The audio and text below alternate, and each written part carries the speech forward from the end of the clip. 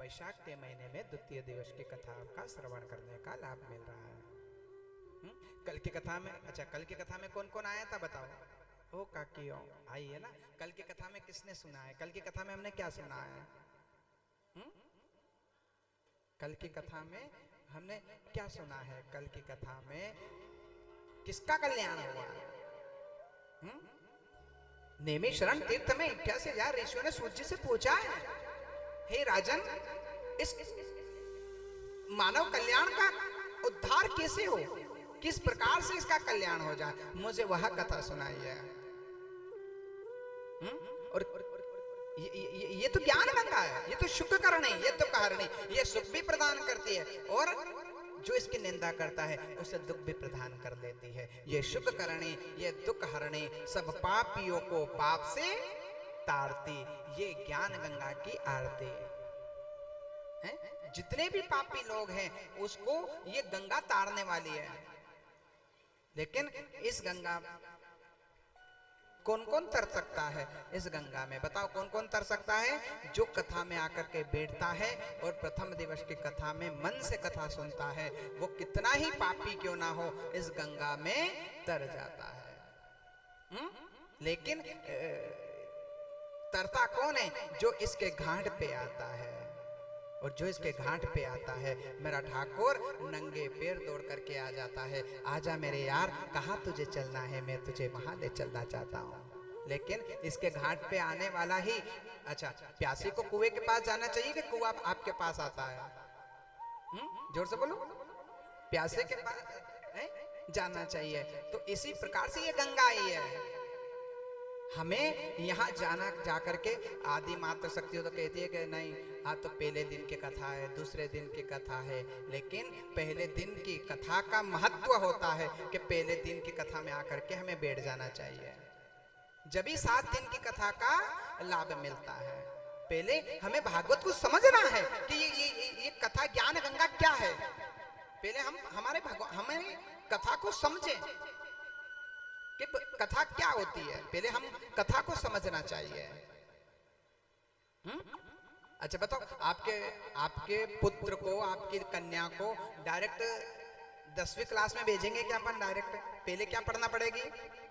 पहले ABCD पढ़ना पड़ेगी। ABCD अनाराम इमली एक, पहले उसको पहले ABCD सीखना पड़ेगी। उसके बाद वो डॉक्टर बनेगा, इंजीनियर बनेगा, वकील बनेगा। पहले उसको पहली सीढ़ी उसको चढ़ना पड़ेगी, जब ही जाकर के। तो कहने का तात्पर्य ये मात्र सकती हो कि पहले की दिन की कथा में आकर के हम बैठेंगे तो 7 दिन की कथा का लाभ मिलेगा। पर हम मेरे परमात्मा को समझे, मेरे कृष्ण को समझे,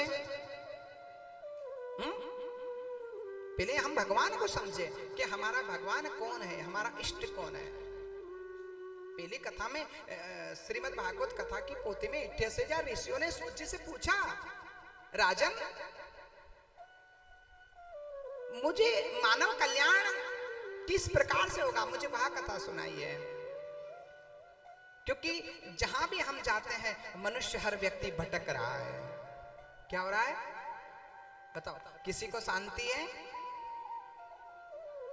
किसी भी मनुष्य जीवन को यहाँ शांति नहीं मिलती है। शांति मिलती है तो कहाँ मिलती है बताओ? किसके पास शांति मिलती है?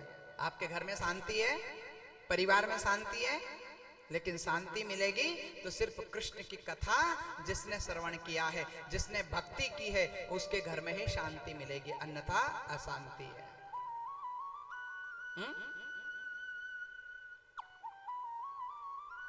आज प्रथम दिवस की कथा, जब 88,000 ऋषियों ने, एक समय की बात है, नारद जी घूमते घूमते सब तीर्थों में गए। कौन से तीर्थों में? अयोध्या, मथुरा, माया, काशी, कांची, अवंतिका, सब तीर्थों में गए। लेकिन नारद जी को शांति नहीं है, बेचैन हो रहे हैं। शांत क्यों? क्योंकि जहां देखा वहां पापाचार बढ़ रहा है। और कैसा पापाचार? क्योंकि कलयुग आ गया है। और कलयुग में क्या हो रहा है बताओ? बताओ क्या हो रहा है कलयुग में? राजा ने नीति को छोड़ दी और शूद्रों ने ऊंचों से पांव पूजाए। जितने भी राजनीति के जो लोग हैं उन्होंने अपनी नीतियों को छोड़ दिया। राजा ने नीति को छोड़ दी, शूद्रों ने ऊंचों से पांव पूजाए, हर जगह जो मात्र शक्तियां थी। कलयुग में क्या चल रहा है? गाय की रोटी भूल गया, कुत्ते की रोटी याद रही। क्या चल रहा है कलयुग में बताओ? माँ की गाय की रोटी तू भूल गया, कुत्ते की रोटी याद रही, माँ की दवा तू भूल गया और साले का जन्मदिन तुझे याद रहा। अगर देखो गांव में सिटियों में देखना, गाय की रोटी को लोग भूल गए देना। किसकी रोटी लेकर निकाल रहे हैं आजकल? दरवाजे पर साफ लिखा है, पहले दरवाजे पे क्या लिखते थे? अतिथि देवो भव। आज क्या लिखते हैं? ये क्या है? पहले अतिथि देवो भव, आए हुए अतिथि को भोजन की पूछा करो। पहले अतिथि देवो भव, जब अतिथि घर से आ जाता है तो उसे सम्मान किया जाता है, अतिथि देवो भव। आए हुए अतिथि को भोजन की पूछा करो, और भोजन की ना पूछ सको तो दो बोल बोल लिया करो, और दो बोल ना बोल सको तो हाथ तो जोड़ लिया करो, और हाथ भी ना जोड़ सको तो मुस्कुराहट तो दे दिया करो, और मुस्कुराहट भी ना दे सको तो चुन्नों भर पानी में डूब। मतलब जीवन किसी काम का नहीं है, मनुष्य जीवन ही किसी काम का नहीं है, फिर तो उसे मर जाना चाहिए। आपके घर में कोई अतिथि अगर आपके घर में आग जाए तो समझ लेना चाहिए कि वो भगवान आ गया है, वो देवता आ गया है, क्योंकि बड़े भाग्य से अतिथि घर पे आता है। पहले किसका सम्मान किया जाता है? अतिथि देव भव। संगीत के ज्ञान से कोई ज्ञानी नहीं होता। हम मंदिर में जाने से भगवान नहीं मिलता, और पत्थर को तो इसलिए पूजते हैं कि पूजने के लिए इंसान नहीं मिलता। पहले भगवान कहाँ देखते थे? कोई मंदिर मस्जिद वगैरह इत्यादि नहीं है। कहाँ है? सब अपने आप के अंदर ही भगवान बैठा था। पहले भाव था, पहले मूर्ति बोला करती थी। क्या बोला करती थी? पहले मूर्ति बोला करती थी। आज बोले अपन से मूर्ति? ओ काकी पीछे वाले बताओ, मूर्ति बोले अपन से? क्यों ना बोले? पहले मूर्ति बोला करती थी, आज मूर्ति बोले? आज मूर्ति नहीं बोले। क्यों नहीं बोले? क्यों नहीं बोलती है मूर्ति? बताओ क्यों नहीं बोलती है मूर्ति? पहले मूर्ति बोला करती थी, लेकिन आज मूर्ति बोलना बंद कर दिया। और कहां बोली है मूर्ति? पहले रुक्मणी मैया पूजा करने के लिए गई है, कहां पे? माता पार्वती की। तो सुन सय सत्य आशीष हमारी, और पूर्ण होए मनो कामना तुम्हारी। तुम्हें वरने के लिए साक्षात श्री कृष्ण तुम्हें वरने के लिए आएंगे। कौन बोली है? कौन बोली? पहले मूर्ति बोला करती थी, आज हमसे बोले मूर्ति? क्यों नहीं बोले मूर्ति? अपन से आर्स पड़ोसी अपन से सही से ना बोले, देरानी जेठानी आपस में ना बोले, तो मूर्ति कहां से बोलेगी? आपस में सासू और बहू आपस में ना बोले, अड़ोसी पड़ोसी साथ में ना बोले, तो फिर मूर्ति का खाक बोलेगी? क्यों? क्योंकि कलयुग आ गया है। कलयुग में ये क्या चल रहा है? कलयुग में सिर्फ पापाचार फैल रहा है, और इस पाप को मिटाने के लिए ज्ञान गंगा ही ऐसी कथा है जिससे व्यक्ति तर जाता है। इससे व्यक्ति तर जाता है। प्रभु मुझे जब नारद जी ने सब तीर्थों में गए, अयोध्या, मथुरा, माया, काशी, कांची, अवंतिका, सब तीर्थ में गए, लेकिन उनको शांति नहीं मिली। शांति मिली है तो मेरे नारद जी घूमते घूमते वृंदावन गए, और वृंदावन जैसे गए तो एक स्त्री आवाज आ रही है, भो भो साधु रुक जाओ, तनिक बात मेरी सुन जाओ। प्रभु तनिक बात तो सुन जाओ, तनिक मेरी बात सुन जाओ, तनिक मेरी पुकार सुन जाओ। कौन हो तुम? तुम्हारा नाम क्या है? तुम्हारा नाम क्या है? प्रभु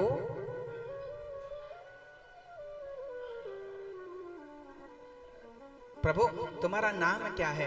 कि मेरा नाम भक्ति है। और ये कौन है? जब ये जो पुत्र कौन है? इन्हें की ये साधारण नदियां नहीं है, ये गंगा यमुना सरस्वती, गंगा सिंधु सरस्वती च गोदावरी नर्मदा कावेरी सरयू चर्मणवती वेदिका क्षिप्रा वेदवती महासुर नदी ज्ञाता गया गंडिका। ये जितनी भी नदियां हैं और ये जो मेरे पुत्र हैं, जिसका नाम, एक का नाम ज्ञान और दूसरे का नाम वैराग्य है, ये मूर्छित पड़े हैं। इनके कल्याण के लिए प्रभु कोई जतन बता दो, कोई यतन बता दो, ताकि इसके मूर्छा खुल जाए। मूर्छा काहे से खुलती है बताओ? बताओ मूर्छा काहे से खुलती है? काहे से खुलती है मूर्छा? ओ पीछे वाले काकी हो, बताओ मूर्छा काहे से खुलती है?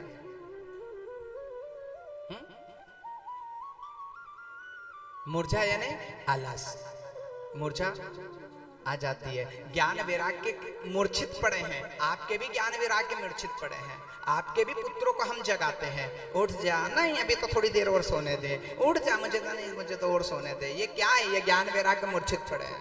इनकी मूर्छा खोलने के लिए ज्ञान गंगा आई है।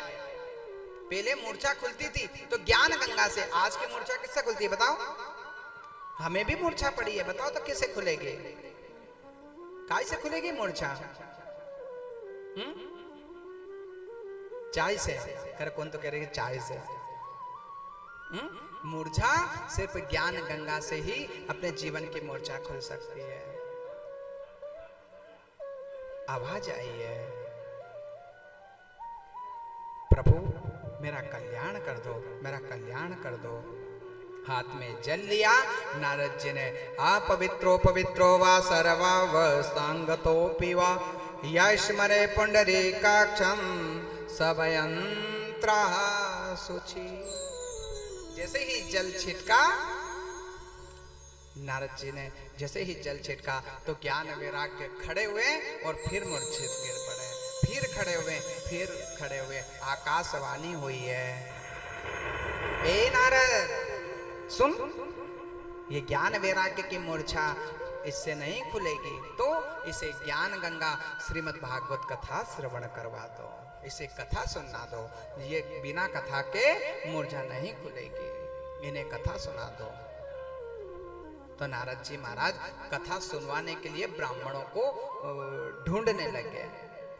तो जब ढूंढने लगे तो बद्रिका आश्रम पहुंच गए। बद्रिका आश्रम में जहां 4 ऋषि बैठे थे, 4 ऋषि का नाम है सनत सनातन सनत कुमार। उन ऋषियों से कहा, प्रभु हमें ज्ञान वैराग्य को कथा सुनाना है। कथा सुनाना? कौन है ज्ञान वैराग्य? कि उनकी मूर्छा पड़ी है, जो भक्ति के पुत्र हैं, ज्ञान वैराग्य है, उनकी मूर्छा खोलना है, इसलिए उन्हें कथा श्रवण करवा दो, उन्हें कथा श्रवण करवा दो। ये बात सुन करके ज्ञान वैराग्य ने कहा, प्रभु मेरा कल्याण कर दो और मुझे कथा श्रवण करवा दो। लेकिन नारद जी कहते हैं, ज्ञान वैराग्य को हम यहाँ नहीं ला सकते, लेकिन हे सनत सनातन सनत कुमार, आप भी वहीं पे चल करके कथा सुनाओ। तो सनत नंदन सनत कुमारों ने कहा, भक्ति मारे आने से कहना कि 2 कदम वो चले और 2 कदम हम चलें, और वहीं नेमी शरण तीर्थ में हम कथा श्रवण करवाएंगे। तो वही नेमी शरण तीर्थ में कथा प्रारंभ हुई है। इस कथा का कल्याण कैसे हो और किस व्यक्ति ने इस कथा को सुना है और कौन से पापी ने इस कथा को श्रवण किया है, मुझे वह कथा सुनाई है। अब बताओ कौन कौन से पापी इस कथा को सुनने से मुक्त हो गया? बताओ। एक कथा सुनाई है, एक आत्मदेव ब्राह्मण रहता था द्रंग नदी के किनारे। द्रंग नदी के किनारे एक आत्मदेव ब्राह्मण रहता था।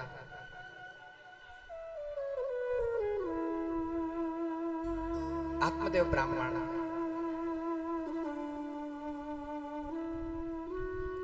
था और भिक्षा ग्रहण करते थे। लेकिन एक दिन वो ब्राह्मण गंगा के किनारे पे आत्महत्या करने के लिए चले गए। क्यों चले गए? क्यों? मरने के लिए चले गए। वो जैसे ही गंगा में कूदने लगे, तो ब्राह्मण संत सामने आ गए। संत ने हाथ पकड़ दिया, प्रभु तुम मरने के लिए तुम क्या कर रहे हो? यानी कि महात्मा मैं मरना चाहता हूं। क्यों? क्योंकि जीवन में क्या रखा है? मुझे मरना है, मुझे मरना है।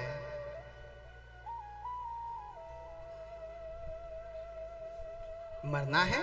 इधर उधर देखा तो क्यों मरना है, क्या हो गया है? आज जैसे ही ये बात सुनी कि मुझे मरना है, ब्राह्मण तुम क्यों मरना चाहते हो? तुम क्यों मरना चाहते हो? तुम्हें पता है कि शास्त्र कहता है कि मनुष्य योनि मिले। शास्त्र कहता है मनुष्य, एक तो ब्राह्मण की योनि, उसके बाद मनुष्य की योनि मिले, और मनुष्य की योनि मिले और जल देने वाला अगर घर में कोई नहीं हो तो फिर जीवन बेकार है। क्या?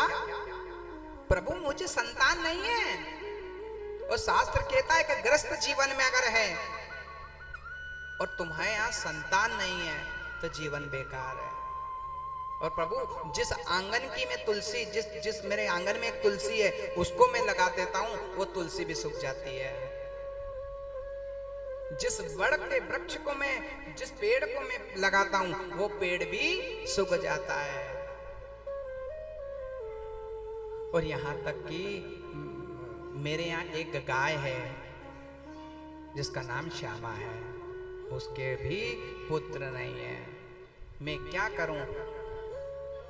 मेरे जीवन में मेरे ठाकुर ने ऐसा कौन सा, मैं मेरे ठाकुर से यही प्रार्थना करना चाहता हूं कि प्रभु मेरे जीवन से ऐसा कौन सा अपराध हो गया है, किस बात की मुझे सजा मिल रही है जो आज मेरे यहाँ संतान नहीं है, आज मेरे यहाँ संतान नहीं है। लेकिन हाथ देखा तो चिंता मत कर, जा तेरे यहाँ तो चिंता मत कर, जा मैं तुझे एक फल देता हूं और तेरी पत्नी को खिला देना, जिससे उसके यहाँ संतान हो जाएगी। ब्राह्मण देवता को फल दिया।